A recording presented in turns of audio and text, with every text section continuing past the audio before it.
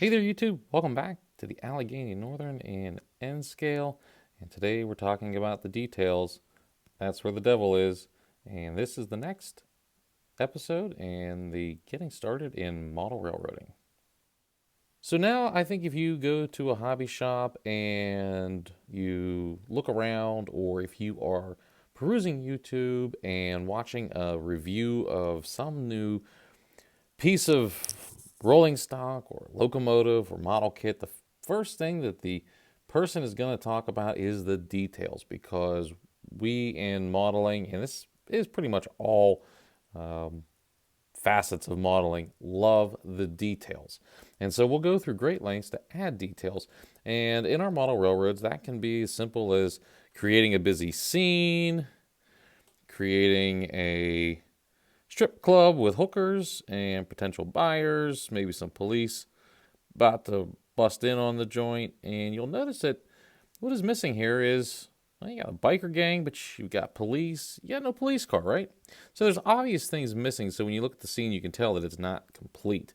So, as we move through our layouts, you're going to find various stages of completion and various details that may or may not be omitted. Now, this is probably going to start a little bit of a conversation, because some folks have different opinions on what should be modeled and what shouldn't. So let's talk about that now. Okay, so we're all here for the trains, right? So absolutely, you're modeling your trains. You're going to model your rolling stock. You're going to model trackside details like stations, trees, shrubs, etc., etc. Basic scenery. But how about signals? Should you model signals? Well, we're adding them here. And how about people? Well, how about vehicles? I've got a station here with a parking lot, and there's no vehicles. Looks weird, right? Okay, so we need to add some vehicles. Let's come around here. Got a maintenance away shop. You can see some folks working on a locomotive here. Maybe a crew change there, a couple folks talking. You see a fuel tank, you see a light. So there's various details such as signs, maybe some ties. And these details are all important to the layout because they add a sense of place and they add a sense of completion. So stop signs, no parking signs. How about building interiors? So when you look at a general scene, your eye is going to be drawn to certain major things. First off, you're going to look at the scenery. If there's gaps in the scenery, folks are going to notice it right away. So if you have something that's not painted, or you have a gap in the bench work, or whatever it is, a vehicle that's not weathered when everything else is weathered, it's going to stand out. And so your viewer's eye is immediately going to get drawn into that scene, okay? So when you set up a scene, start thinking about the things that you want. You don't have to think complete. You can certainly build it as you go, but start thinking about what you want and what the general composition of the scene is going to be. So if you have a winter scene, right, it would be very common to see some folks doing winter activities, having a snowball fight, building a snowman, doing some street plowing. All of these things make sense in that scene. So now, does that mean you can't go back and add some deer or a bear or whatever? No, absolutely you can do that. You can add vehicles stuck on the side of the road. You can keep detailing this scene for as long as there are logical details that should be in the scene. And so I hear this common phrase that, well, it's good enough. Okay, well, I agree. This scene is good enough. It conveys a sense of a snowstorm. It conveys a sense of winter. And if I do nothing else to this scene, I can call it complete. But if I add a few more trees here, maybe add a vehicle in the driveway there, I'm continuing to add realism to the scene. And I've heard that you can junk up a scene, and I agree with that to a certain extent. But if you're adding elements to a scene that logically would be in the scene, all you're doing is help to draw your viewers into that scene and convey that realism that you've spent all this time modeling in the snow, in the trees, in the houses, the vehicles. So adding more details is not going to affect your layout negatively up to an extent. And then let's talk about what can affect your layout. Okay, so I'm going to start with the fun. And a lot of us have scenes on our layouts that are, we'll call them less than prototypical. And they're fun scenes. And it's something that gave us a chance to model something that we, necessarily wouldn't add otherwise. And so in this case, a T-Rex riding on a flat car. First of all, probably not the right flat car for that. Probably not weighted heavy enough. But that's not the point. There was a 3D printed T-Rex. I got this for Christmas from my brother and had a lot of fun painting him and weathering him, and he fits perfectly on the flat car. And so why would I not put him on the flat car? And I think pretty much everybody has noticed him riding around in the videos, and there's been a number of comments. And Rexy's kind of made a statement for herself here, so she's gonna be in all the videos. And it's fun. It's not prototypical, but I'm not hung up on it. So if you recall, we have another scene on the layout that is very similar. So over by the power plant, I have my archaeologists who are digging up fossils along the riverbank there. And then I've got two that have discovered some actual dinosaurs, chasing them out of the hillside, and I modified the guys to make them look like they're running away. It's a silly scene. I purposely buried it in the back so that if you're not really looking for it, it's very easy to miss because, well, it's not really a prototypical scene. Now, I had a lot of fun with that scene, and I'll be honest with you, other than taking some pictures of it and talking about it here on the videos, I don't really necessarily pay it any never mind. I did have a gentleman who commented, it was a while back, saying he loved the layout, but this made it seem like a toy to him and he wouldn't watch the channel anymore. So my comment was, well, bye. Because quite frankly, I don't need them. This layout wasn't built for him. So that comes to it's my railroad and I'll do what I want. And that is a perfect instance of that. So if you have scenes like that on your layout and someone goes, oh, that's not prototypical, well, your response can be, well, it's my layout. And that's true on a lot of things. So if you want to add something fun and do something like that, that's fine. I didn't put it trackside right up in the front because, by and large, if you're not looking for it, it disappears and the realism is there. But when you look a little harder, then you see it. So that was a modeling Easter egg that I put in there basically for people to find and to laugh at. And I'll be honest with you, without me pointing it out, most people miss it. So it's just one of those things. Now, let's talk about actual details that you're going to want to model. I come back into the town of Allegheny because it is the furthest modeled scene on the layout. So it has a collection of vehicles and people doing people things. There's no lights in the store fronts, or no storefronts in the storefronts, but there are downtown street lights and things like that I can turn on, and there's wires and street signs. And right now this scene still looks very, very, very empty, even though the lines are painted. There's no vehicles. The street signs or the storefronts aren't detailed out, and so it looks incomplete. But from a 30,000 foot view, which we're going to say is right about here, it looks like you can get the impression that this is a town and the representation is good. Okay, so when you are building a scene, when you are completing a scene, you have to put things together that look correct. So people running up to an ice cream truck parked in a corner lot where nothing else really would be, is logical. So you build your scenes logically. Make sure your street signs, as you put them in, actually are doing what the street sign says it's doing. So it's showing a hard right turn, and boom, there's a hard right turn. So it makes sense to see that street sign there.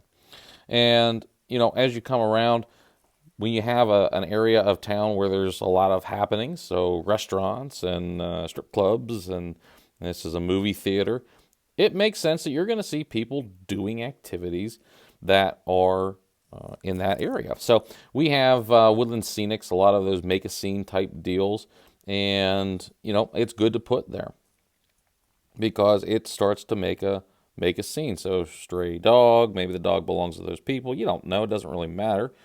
Some junk, and I think junk is probably one of the things that is often not modeled, but these modeled worlds look very clean. They look very organized. They look very detailed. And the real world, we're not that clean. We're not that neat. We're not that organized.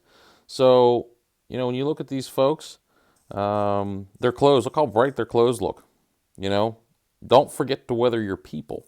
And we're getting to a level of detail here with, the Jersey barriers, weathering your locomotives and rolling stock, oil spills and ice patches, and local lighting, old ties being acted as used as a bumper or whatever.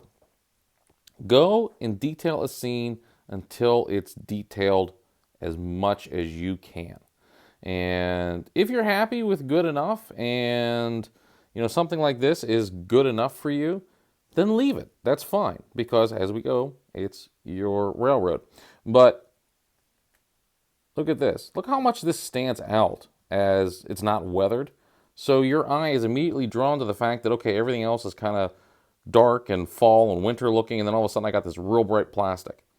You got to fix that because your eye is immediately drawn to it, and you want it drawn to it because there's a locomotive sitting on it spinning around, not because it's unfinished. So how I have the evolution of a scene, let's say. Let's jump into that now. Okay, the plywood Pacific phase, and I've got rail cars. That's a really bad example. You probably shouldn't. I shouldn't do what I'm doing here. But I've got rail cars sitting on a track, in and amongst all of my tools as I'm working on the scenery. This is the last major area of the layout that doesn't have scenery on it, so everything has sort of gotten dumped here. It's a really bad habit to get into, and this is a do as I say, not as I do. But don't do this. You're just gonna break something, and I have, and it's yeah. So anyway, but you go from this. I like to do what I call basic scenery. And from here, my goal is to just get this plywood gone. Get rid of that look and make it look like it's got real scenery. And that looks something like this. So I've got my track, I've got ballast, and I've got some basic ground foam. And then as I progress my scenery, I go from basic ground foam, I'll start adding my static grass. So this is stage 2 now. I'm adding my static grass, I'm adding my bushes and my shrubs. I'm completing my ballast, okay, and I'm going in. My next step here is to add my shading, so add my different textures, add my different ground textures, and then get into the structures and everything else. Now, this scene, once again, it conveys a sense of place. So I've got an actual building where cars can go. I've got some scenery in place. I've got my static grass there. Roads are painted, although you can see that I had to scrape this down because the train was hitting it, so that needs retouched. But I'm working things out. I'm getting all my details together. And then comes the next step. And the next step is trees and shrubberies and all your high ground cover. And so once I get to a step like this, like I have not done anything in this area since I redid the coal plant area here. So this is, for all intents and purposes, complete. But, I may come back and this track always needs weathering because it's the plasticky look. So although Kato does a nice job of hiding how the ballast looks, it still looks like plastic ballast in comparison to everything else. So a little bit of weathering in here will go a long way in fixing that. But I don't get to the vehicles and the people and the small details until much later in the build process, so that I go through basically unweathered or unmodeled to I've got some basic modeling to my next tier modeling to my third point in modeling where I'm gotten a little bit more detail flushed out. And then when I come in and I've got my scene basically assembled, so I know what it's going to look like. And then the last step is, what am I actually conveying in this scene? So, this in the Alleghenies, we are real big on shale. We've got a lot of fracking that's going on and gas and transmission lines. So this scene makes sense for the area I'm modeling, that there would be a piping crew putting in pipe, right? So probably not enough workers in here, so I'll probably go back and add some workers. Not enough ground color variation for me. So I'm probably going to go in and add a little bit more there.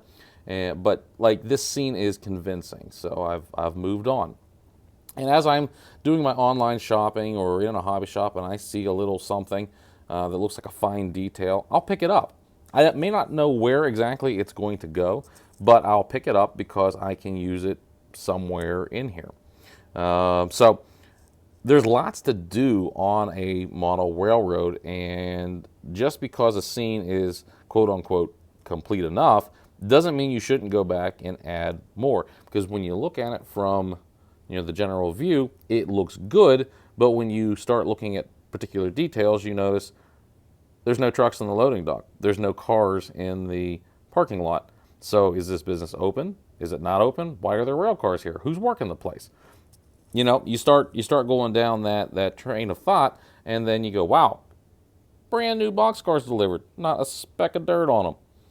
They need weathered, right? So these are details that you'll pick up as you go. So I try not to get lost in the details when I get started.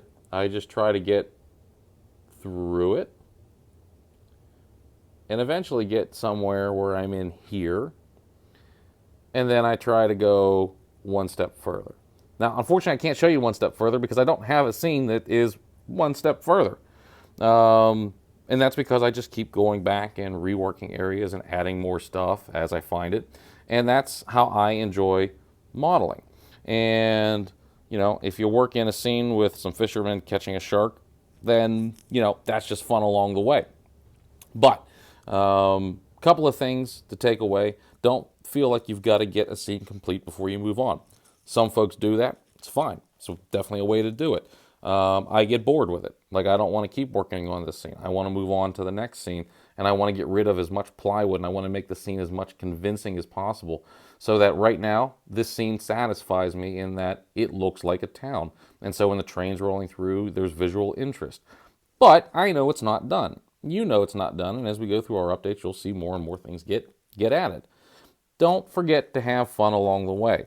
And so if you get a guy that comments on your YouTube video that it doesn't look real because you put a dinosaur on it, that's fine. It's up to you. Don't worry about it. Don't let the door hit you on the way out. You can always add stuff that is for you, something you like. It is your railroad. Now, for the realism stuff, don't be afraid to stockpile things that you know at some point in time you might need, but you don't need it right now.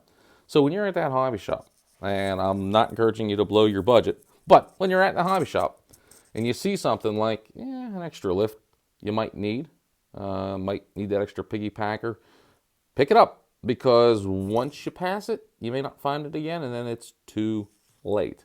So I always look for those details, and I try not to let them pass me by. If I think I can use it, I pick it up. If I can't, I can always resell it later. Okay, so I said you can junk up a scene by adding too much detail. And there's two ways you can do it. One, you can add too much stuff to a scene.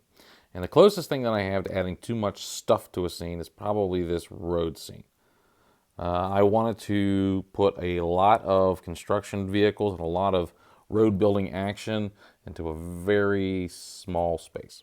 So it's just big enough that it looks realistic that you would have that many pieces of equipment, but it's not quite spread out enough or wide enough that you should.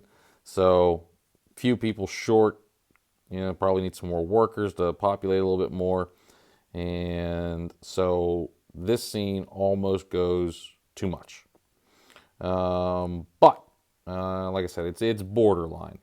And, I think if you are trying to do something like this, you've got to be careful, maybe selective. So maybe the soil stabilizer isn't there. You take that out, and that frees up this space a little bit more. The rest of it probably works. He's probably the outlier. But, that's one example of a way to junk up a scene or add too much to a scene. Another would be, there's really nothing else, going on in this scene. But if I added a crashed vehicle off to the side, or I added, some random deer walking across the road, it doesn't really make sense there. Sure, it could happen, but it looks out of place.